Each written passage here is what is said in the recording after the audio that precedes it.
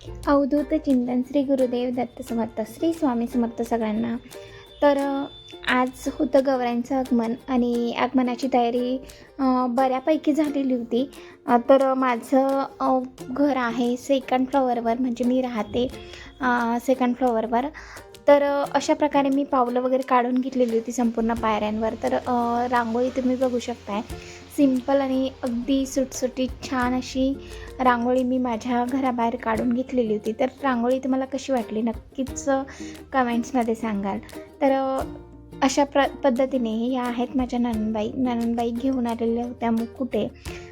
याने काय होतं की गौराईचं आगमन करण्याआधी आपण घराबाहेरून मुकुटे घेऊन त्यांची विधिवत पूजा वगैरे करत असतो. तर अशा प्रकारे माझी सासूबाईची की मुकुट्यांची पूजा वगैरे करून घेत आहेत, औक्षण करून घेत आहेत.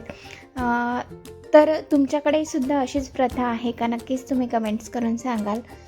माझ्या इकडे जी काही प्रथा आहे, आम्ही कशा पद्धतीने गौराईंचं स्वागत करतो, हेच आजच्या ब्लॉगमध्ये मी तुमच्यासोबत शेअर केलेलं आहे. तर ज्या पद्धतीने लक्ष्मी माप ओलांडून घरामध्ये प्रवेश करते, गृहप्रवेश करते, त्याच पद्धतीने माझ्या लाडक्या गौराईंचा सुद्धा गृहप्रवेश हा झालेला होता.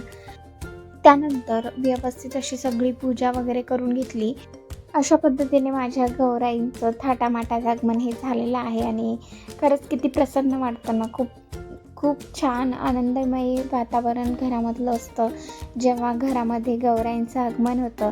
तर असंच प्रसन्नतेचं आनंदमय वातावरण तुमच्या इथेही झालं असेल ना.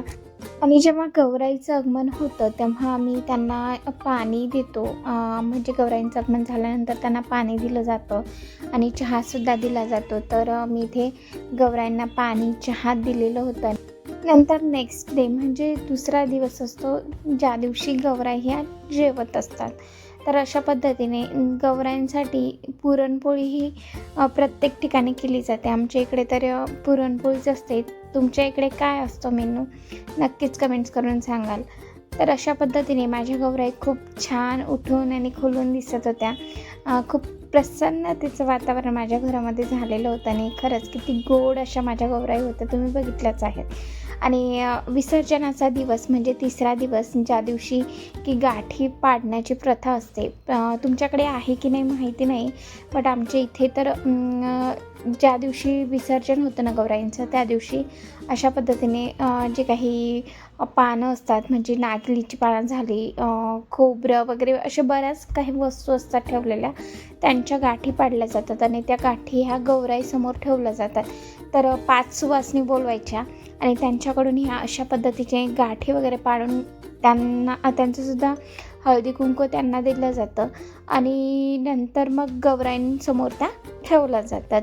या गाठी वगैरे पाडल्यानंतरच गौराईंचं विसर्जन आमच्या इकडे केलं जातं. तर माझ्या गौराई तुम्हाला कशा वाटल्या? सिम्पल डेकोरेशन होतं, मी काही फारसं डेकोरेशन केलं नाही. अगदी सिम्पल आणि सोबर पद्धतीनेच मला मांडायला आवडतात, कारण की खूप जास्त पसारा त्यांच्यासमोर मला पर्सनली तरी आवडत नाही. जे काही खरंच खूपच अर्जंट म्हणजे आवश्यकच असतं गौराईंसाठी, अशाच काही गोष्टी मी तिथे ठेवलेल्या होत्या. तर माझ्या गौराई तुम्हाला कशा वाटल्या नक्कीच कमेंट्स करून सांगा.